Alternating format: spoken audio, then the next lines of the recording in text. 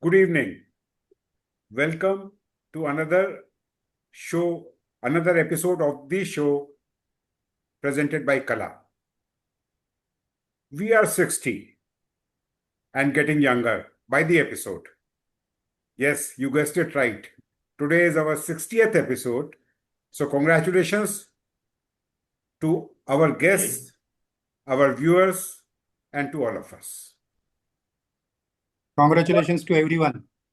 Thank you. Our sponsors are Let's Talk. They are a mental health care startup company creating safe spaces through shared journeys.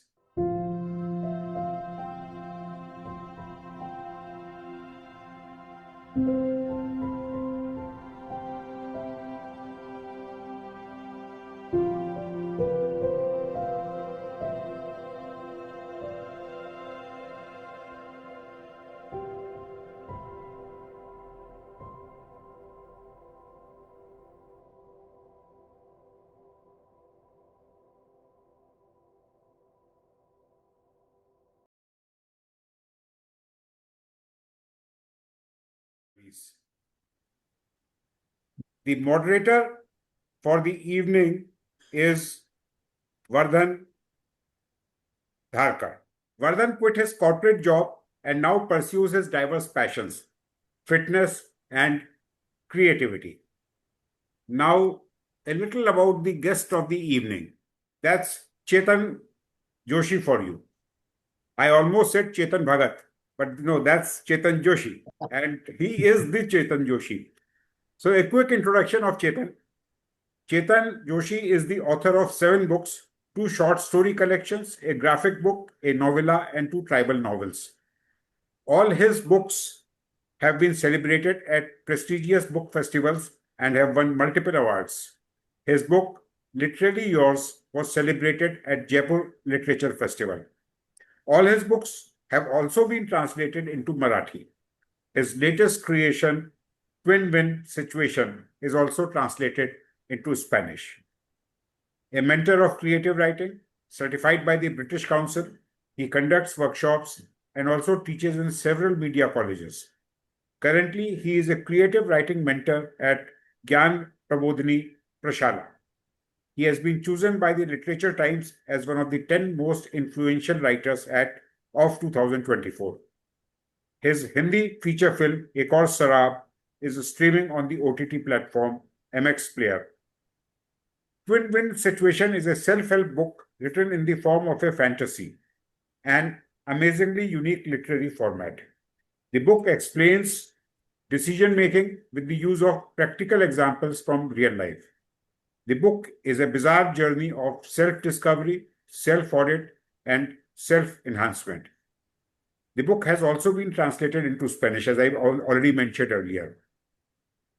Let me also tell you that we are also recording this episode. The recording will be shared on my YouTube channel, Sanjay Chandra 5376. So, ladies and gentlemen, I now hand you over to Vardhan Dharkar and Chetaan Joshii. Sit back, relax, and enjoy the show presented by Kala and sponsored by Let's Talk. Thank Yes, you. thank you. Thank you, Sanjay, for such a warm introduction. And namaste to all our viewers within Bharat and outside of Bharat. Welcome to 60th episode of the show. And our guest today is equally special for us. Like our episode, the guest is also very special. And welcome to the show, Chetan.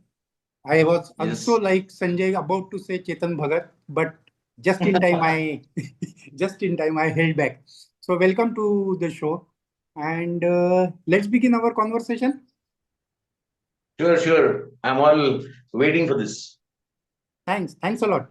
So you are an IT professional, and you started your career with IT company and worked there almost for I think 10 years plus. And then I Yes. think this creativity passion took over and you decided to call it quits from the corporate life and pursue your passion full time. So what is it that prompted you to take such a bold decision? And how did you manage this transition from a corporate life to a life of literature and writing? Actually, I would like to put it in another way. Writing has always been my passion. I have always been a writer, even when I was in school. IT was something that took over my life when I had to make a career choice. In middle class India, the situation is such that you have to choose a career that is going to start with assuring some money, is one thing. Second thing is that whatever shows you money is the path you have to pursue later as a career as well. I mean, you have to start working in that. And most of us let our passions behind and carry on working until a point where there's like a tipping point. And that tipping point in my life came after 12 years of IT. So I had been writing, but I had not converted that into a profession at that point. Then while I was working, I was still writing stories. We were having no clue. I'm talking of the 1990s. I had no clue how any of it would get published, or even whether I would ever get a chance like this to speak to viewers and readers and like-minded people. And I don't think it was a bold step to take, because if you're doing something out of love, out of passion, that urge to do something will surpass and supersede the doubts that a person might have. So while taking this decision, it was just about stepping out of IT and into writing as a profession. So other people might think it was a very bold thing to do, but for me it was very natural. Stepping out, actually staying in, was actually unnatural for me. That's how I would put it. Okay, okay, well said. Very well said. But what was the reaction of your family, friends, and colleagues from your office, for example? How did they react to this decision? My colleagues thought I was mad. See, they thought I was crazy because I had, it was like, it was Y2K times. No, Y2K, Yeah, you remember that? So many yeah, years ago. absolutely. That time, everybody thought it was almost like a virus. It had invaded everybody's brains, and that virus, people thought that virus has invaded my brain, somehow infected me, and that is why I've gone crazy, and that's why I'm taking such a decision, which could be suicidal in a way, professional suicide, that is. So I took that. That was one thing there. My friends, they tried to talk me out of it. They said, okay, no, wait a sec, nothing's going to happen. I said, no, that's not why I'm going. I was just waiting for an excuse to step out into writing. Nothing wrong about IT, but for me, I wasn't the right guy in that place. So that's why I wanted to leave. The second thing was, it's about my father. He passed away a few years ago. He still carried this in his mind. I'd left IT for a year and a half. I had gone into writing at that time. And my father used to tell his colleagues and other people who used to come home, he used to tell them, no, he is writing, but along with that, he is also into IT. So he's also working, in computers. He is working there. He tried to maintain that kind of an image for a while till he could see that I'm also making some money over here, so through commercial writing. So when he saw that the transition was not as bad as he had thought or people had assumed, so by that time we were able to reconcile to this idea that yes, this is a profession and a passion will rise higher than a profession. So that's how so many people were really astounded by that, except me. Okay. I think this example of yours or this decision of yours is something which will encourage or motivate the new authors, the budding authors, aspiring authors to also look at writing as a full-time profession. Yes, it would. But here I would give you a word of warning here, that it is not just my passion for writing stories that helped me out. I also created an atmosphere for myself. I had started thinking and working like like a writer who was supposed to make money out of this profession as well. Yeah. So writing my books was one thing that brought me here. But the real money started coming in from the assignments I took for the corporate sector. Because see, I had seen so much of the corporate sector. I knew so much about the IT industry and related industries. So I used my writing skills in that industry to write, even brochures and website content, and even advertising for that matter. These things were the ones that started getting me some money flowing in, and I could write without letting the commercial side taint my stories. So I did not write any stories for the commercial value of it. So the writing came writing in my stories, by writing my novels or my short stories. They were absolutely tax free. They were all money free. They did not have any burden carrying them. So those happened on one side, and I was using my talent as a writer for commercial gains from writing documentaries, then other lines of writing, also corporate films, scripts for that. And I had a lot of friends in advertising. So the money came from advertising, from the corporate sector, and from the technical writing sector, which helped me carry my passion without any burden. That is what how I would put it. So it wasn't always about jump out, because in India I think writing is still not writing. I mean, writing books is still not a profession which can guarantee any kind of income or any kind of stability. So that balance I had to handle. That was a challenge, but I did work out somehow. Okay. So it was a well thought out and well executed decision that you took. Yes, yes, I would say that. Now I can say that. Yeah. Now that it has worked out very well. So as Sanjay mentioned that you have also written for Hindi movie and it's playing on the OTT platform. How was that experience? That experience was a crazy, I mean, it was a lunatic experience. I had no experience apart from I had written for CID for a long time. I was writing for CID, but that was where other people were handling all the production. They already had a big brand, and so that was another thing. This film that I wrote was like friends came together. I had a good story. I had good connects with friends who were into direction. One of them was my student, Saurabh Srivastav. He was a student at Indira School, and one of the brightest and the most I would say very deep, knowledgeable director, considering his age. So he was there. I was there. A friend of mine, Abhay Muddal, he put in some money, and then we made this film. It was on a shoestring budget. So the experience was great. That is for sure. But I wouldn't say that it was very easy. The commercial side of it really lacked a lot of things. But it was an experience. It was worth the experience. I would say that. Okay. So given a chance, would you continue to write for movies? Yes, as long as other people produce it, because I come from the creative side. I do not understand commerce, how this movie thing works. That is for sure. But if a passionate writer like me, I would call that. I wouldn't shy away from saying that. If a passionate writer like me, given the freedom to write a story, and a person who understands money, who understands this whole environment of cinema making and cinema distribution and everything, if these two things join forces, then a substantial creation can take place. It's not as if a writer can write something on a piece of paper. It won't always lend itself for a film. So, understanding the commercialities involved, if my stories work out, then that will be. I would love to write. I am writing just now, in fact. But those are projects in the pipeline. Yes. Okay. Just now you mentioned that you have written also for TV serial, and that CID serial was very popular. So the experience or the knack of writing for serial, TV serial and Hindi films or films, is that a completely different experience? What are the challenges that you face in each of these categories?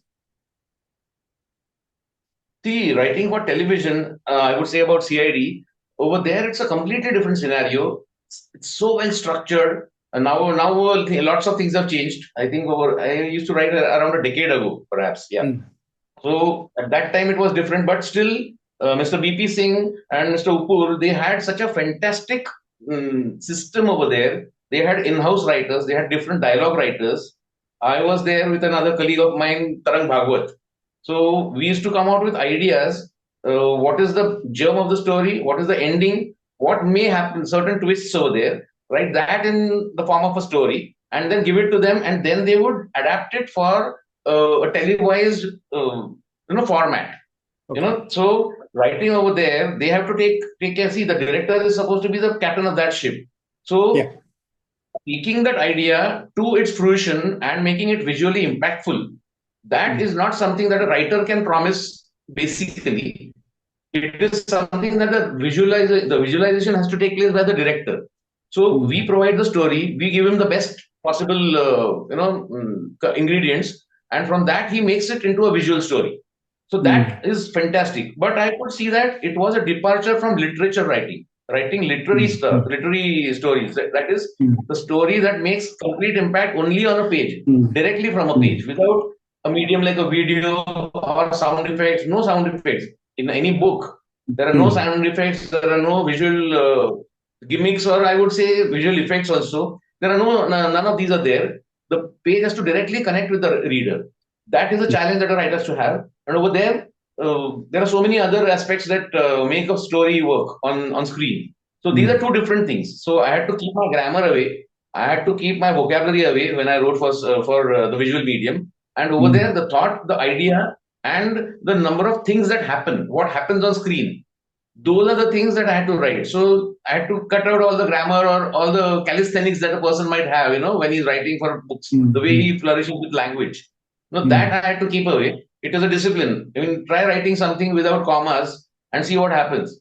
So then you realize the importance of punctuation. That's the kind of thing. You have to keep your good words away, good phrases away, and let the story speak for itself in the visual medium. That's a challenge, like riding a bike with one hand behind your back. Oh, okay. Not easy. Not easy at all. Not easy at all. Not easy at all. Yeah. Very interesting and very informative. So, do you think that authors can be successful in writing for serials or movies, or that is not necessary? See, if he has written a story which has already turned into a book, it will be an advantage. Because he has shown his complete creative input. As a complete creative input, he has already given it in the book, in the form of a book. Now, this is a second exercise to convert that book into, adapt it for film. That is a separate exercise. So, what I would say is, if a writer is able to write good stories, he can see the size of the story and decide. If it's a short story, it would work good as a film. If it is a novel, it would work well as a web series. So, trying to convert a novel into a film is actually cutting it down to bare minimum. Then lots of people keep on saying, the film was not as good as the book was there. I love the book better. That happens when you adapt a novel into a film. A novel can spread out over several episodes, even seasons, and then flourish. It will show its whole plumage on screen only if it turns into a web series. So it is good for writers, but they should somehow curb this itch, I would say, to also want to dabble with screenplay writing, because that is not where they come from. They are good at imagining things, they are good at weaving stories. So they should leave this to the director, to the screenplay writers, and they might want to involve themselves in the process. Unless they learn screenplay writing as a separate art, I don't think a writer will be able to do a good job. It's like a painter trying to make a film. And we know what happened when somebody did that. So yes. Okay, very interesting. I would like to disturb for a moment. Even a person who works in theater, you might be associated with theater a lot, so you might know this. That when you have a drama, it's like a playwright has written that, and that is converted into a movie. It suddenly looks static. Yes. Because they have written it for a particular stage, which has a boundary. And cinema goes all over the world. It goes from streets to playgrounds and helicopters, and it goes all over everywhere. So this dynamic movement on screen cannot be captured in the theater, or theater cannot lend itself directly to cinema. So these are different media. So we need to understand the difference. We can't say if I know one kind of writing, I'll be able to handle everything. So that's a misnomer. That's a misconception. Very well said. Very well said. I think that's something which will really help us understand also the dynamics. So coming to your journey as an author and your novel, and the one which I'm talking about is Literally Yours. I wanted to know more about Literally Yours. What is it all about? What are the main protagonists? What does it, how the story is moving forward? And more particularly, since that book is celebrated at Jaipur Festival, I also wanted to know about that also. Okay. how it happened was, I was in Jaipur Literature Festival. I had gone there as a visitor, and I saw that whole atmosphere. I did not know so many people over there by face, because writers are not known so much by face as any film star is. So I could see these people look like intellectuals. They look sort of celebrities, because there were lots of people following them around, and it was not like any other what do you say any other what do you say how would I put it, any other occasion where known stars are coming. So but that whole atmosphere was so nice, it felt so nice, that I thought, why not I make a story set in this atmosphere. There I saw Mark Tully coming from one side, then I saw Shashi Tharoorji coming from another side. In one place I saw someone else. There's so many writers coming there. I could guess some of them, some of their names, and I said, such a literary, it's a literary starcast over here. Why don't I set a story over here? Is what I thought, and I wanted to capture the whole atmosphere. So because I could see that there were so many Indian English writers there, apart from people abroad, there were lots of English Indian writers. So I said, let me make a story, and it was also supposed to be a commentary on contemporary English writing, Indian English writing.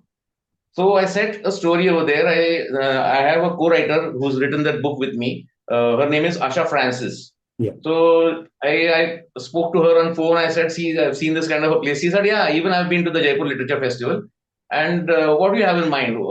Suddenly, what's with this JLF? No?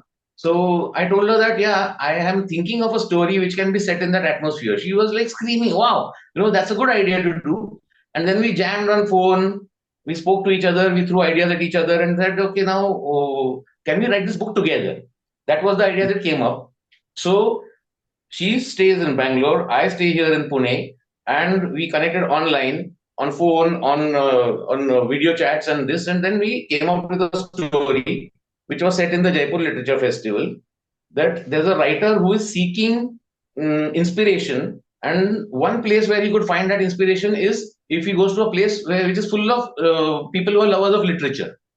So how he goes over there, there's a lady who's come over there as well. She has her own things to search for, and over there these two people meet, and how they interact with each other, and the way they see the literary world around them, and what kind of transformations take place in their minds about writing, about life, about each other, and what it leads to in the story, and what it says about today's Indian English writing.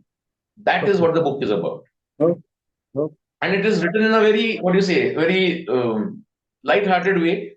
But trying to, people who connect with whatever is said, there's a mixture. Yes, there are few actual literary stalwarts in the story, like Salman Rushdie, who isn't there in the story because he wasn't there, but he was supposed to come during one occasion, and he did not come. So he loomed larger than everyone else who was there, like that.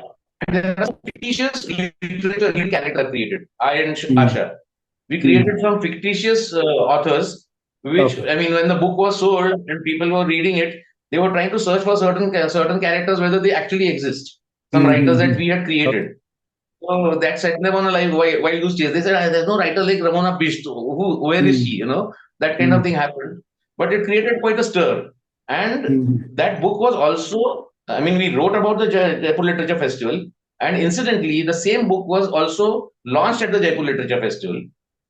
That was quite a coincidence. We did not make it happen. It so happened.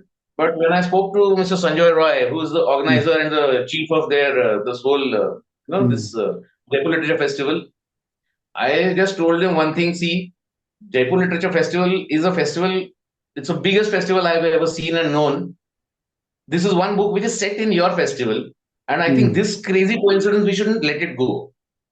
And he said, we'll not let it go. Now we'll actually launch it over here, and it was a grand launch over there. It was fantastic. It was so cinematic, I would say. Interesting and very well organized, I think. So great. Yes.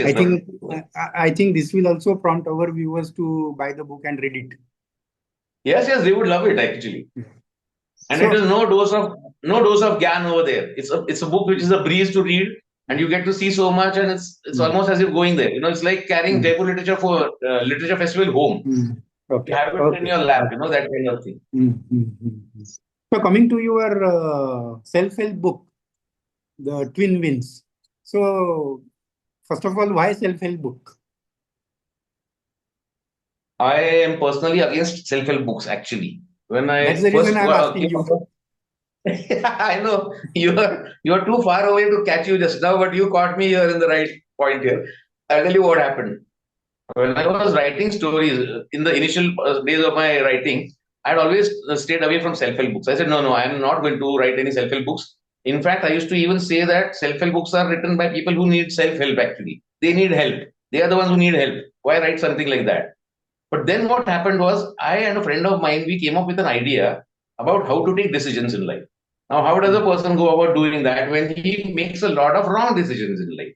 So my friend on his own and I on my own, we both had made so many wrong, dumb decisions in our lives. I think we were 23, 24, and we had our share of tomfoolery in life. So and we were nowhere financially, emotionally, educationally, professionally, in all sorts of ways. We were really in soup. And he said, why don't, if there's a formula for everything, chemistry and stuff, there's a formula for everything. Why isn't there a formula for decision making? He said that to me. I had already been writing other stories, but this actually blew my mind away. I said, okay, if a formula for decision making, that was a fantastic idea. And we were in such soup that we really swam out of that soup and we ran away from home, both of us. Actually, we went and Okay. lived on a fort. I would also name that fort. It's Siंhagad in Pune, near Pune. And we had written at home, oh, we'll be back in 2 days. We won't be going anywhere. We'll be coming back in 2 days. So we went over there. Both of us racked our brains on this, and we came out with an idea for a story, for not for a story, but a formula how to take decisions in life. So we came out with this that there are four ways. Somehow, our minds told us there are four ways of taking decisions. One is logic, one is instinct, one is faith, and one is emotion. That is LIFE. And LIFE, if you combine these four with each other in different combinations, you find so many more, around 16 more combinations. So, our hypothesis, I would call it a hypothesis, our hypothesis was that any situation in life will fit one of these 16 ways of taking a decision. Logic and instinct come together and take a decision. Instinct and faith come together and take a decision. Instinct and emotion comes together. That's another way of taking a decision. So, the kind of problem that is in front of you, if you analyze the problem in such a way that how much of instinct and how much of logic is necessary, you would be able to take a right decision in any situation. So that was the story. That was the idea. It took what? It took us 2 days to do that. 3 days we had to take over there on Siagat. Then it took us around 3 weeks to actually formulate this whole concept of this grid, LIFE thing. And then it took me 33 years to finish that story. To come out with a story. Then I wrote it in 3 months. It didn't take me that much time. This twin win situation, the story that I'm talking about, it was written in 3 months, but it took 33 years for the story to emerge. And I took that much time because I did not want to write a self-help book which gives doses to people. I wanted to write a story which is dynamic, which is imaginary, it is imaginative, and it is not, selling some kind of prehistoric information, wrapped up in some way to sound like a story. I wanted the story to stand on its own strength. Inside that, there's a formula which the characters in the story will go and actually, design and use that formula to solve the problem inside the story for themselves. And the reader will take that formula home and use it in his own life. So he gets two things to do. One is while he's reading the book, he gets to read a nice story.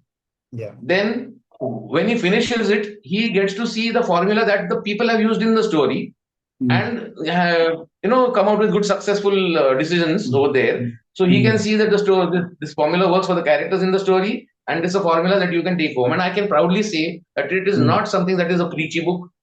It is not a book which is about ancient wisdom.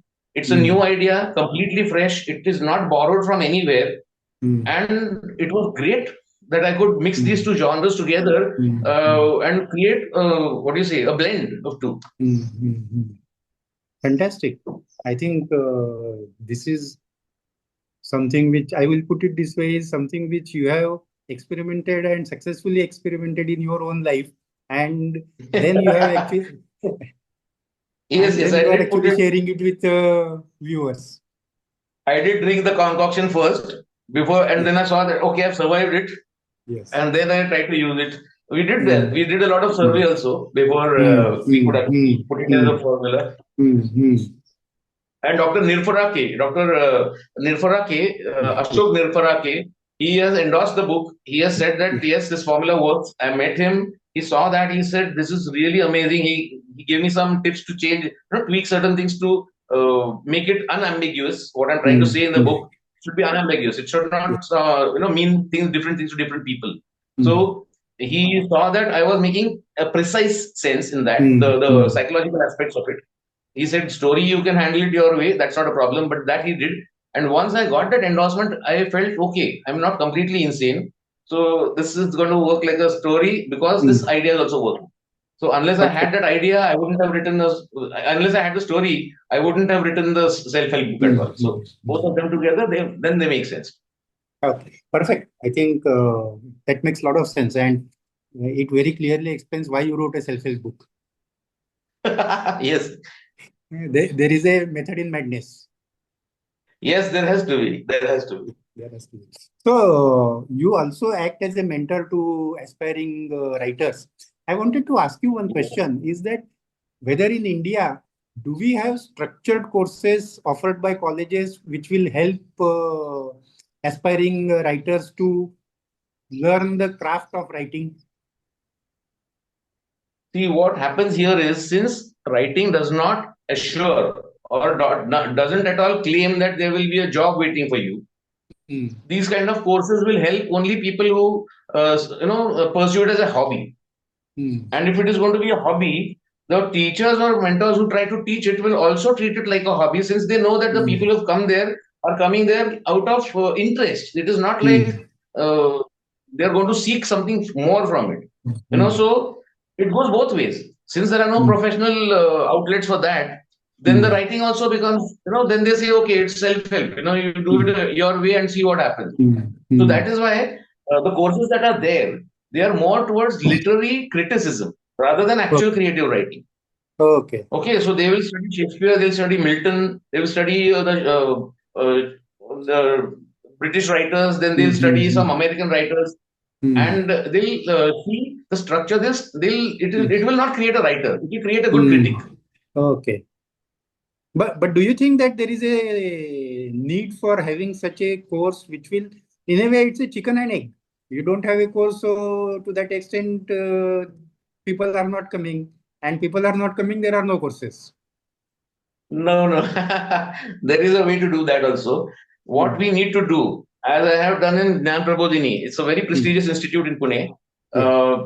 What they had done was they had given me an entire year to coach their students, a particular Mm, grade of students, mm, in the way I wish to help them do creative writing. okay. So there was no syllabus. I had to, Mm, design my own thing, and instead of mm, laying emphasis only on grammar, which they mm, can mm, learn mm, anyway, otherwise also, yeah. I was trying to teach them the passion with which you can write. I was trying to Mm, inculcate the passion somehow, mm, ignite mm, that. mm, Then how to write with grace, mm, how to write with your heart in it. yeah. Then how to extend your imagination. These are aspects Mm, that are never covered in grammar books. mm, So how to expand your expression power yeah. Yeah. beyond your own understanding, beyond your Okay. own what do you say measurements. Yeah. You don't think you can do that, but you'll end up doing it. You'll say, "Wow, my Mm, hands have created mm, magic." So my thing mm, was to stretch that, but that okay. was only 1 year between a Mm, 10-year course in school. yeah. For Yeah. people who study from first standard to 10th standard, this was only one Mm, year they get. mm, So, okay. but that has to be there. Yeah. Now, what can Okay. be done here? I'll just take a moment here. What Mm, can be done here is they should have at least one subject which is not going to be marked for marked for the grades that they get. mm, This mm, is, and if they know how to write something in a creative way, they will mm, use it writing their biology papers. They will use it in their physics. They will use it in geography. They will write history as if they really saw something happen in front of their eyes. They'll be more emotive. They will be more expressive when they write their other papers. So they'll bring it to life. Other subjects sound, except for mathematics, where I don't think any drama will work in any way. But a person will write his chemistry paper as if he's a professor, as if he commands the subject. That is what will come if they know how to write creatively. Okay. So creative writing can help in other kinds of writing. That is what I feel. Okay, perfect. So I think it does help. It doesn't have to be a pursuit on its own. Abroad they have these scientists, big scientists also. They write their papers, the research papers, in a very evocative way. So their paper becomes more engaging. Yeah. That is how it would help over here. Okay. So very briefly now, we are running out of time. Is that what are your future plans in next 12 months or 24 months? What should we expect from you? I will be starting my creative writing courses. It is called as a literature series, literature, not treasury of literature.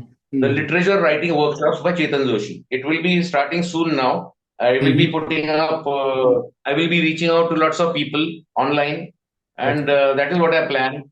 It would be one of its kind, because I'm not going to promise that these are going to be bestsellers people will write, but these will be great books on their own, because that person would write through, he will come from a place of passion. So that is what I would want to do. I have 3-4 other novels also, which I will be putting up soon. And yes, writers don't really know where their new idea will come up and what might suddenly take precedence. Perfect. I think sounds very interesting and exciting. So all of us will actually look forward to getting more from you in next 12 months, 24 months and beyond that. So let me just very quickly ask you a rapid fire round. We are really actually running out of time, but very quickly.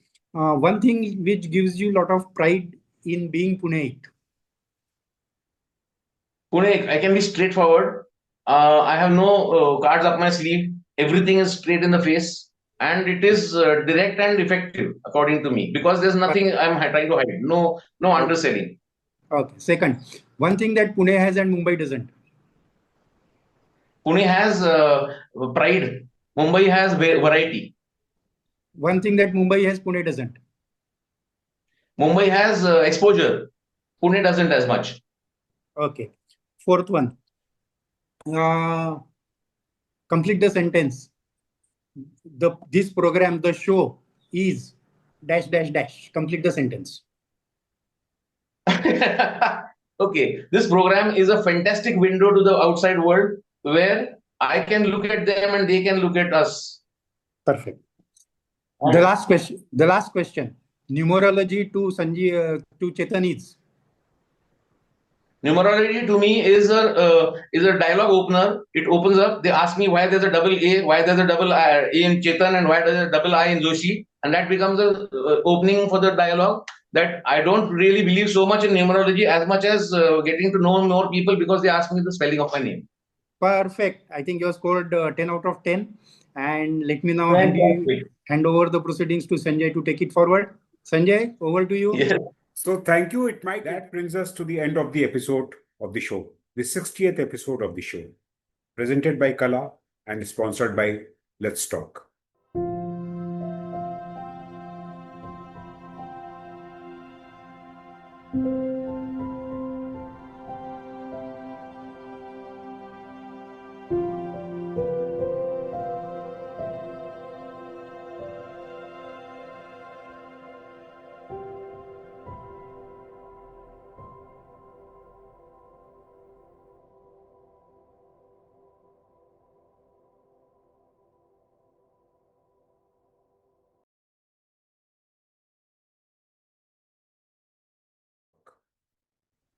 A big thank you to Chetan Joshii for joining us this evening. The episode was also recorded and will be shared on my YouTube channel, Sanjay Chandra 5376. Please do read Chetan's books and share your reviews. If you want to feature on the show, please connect with me at my email, sanjaychandra59@gmail.com. SanjayChandra59@gmail.com. We'll be back with the next episode of the show next Sunday. That is on the 27th of July. Same time. Watch out for the notification. Goodbye and have a great weekend ahead.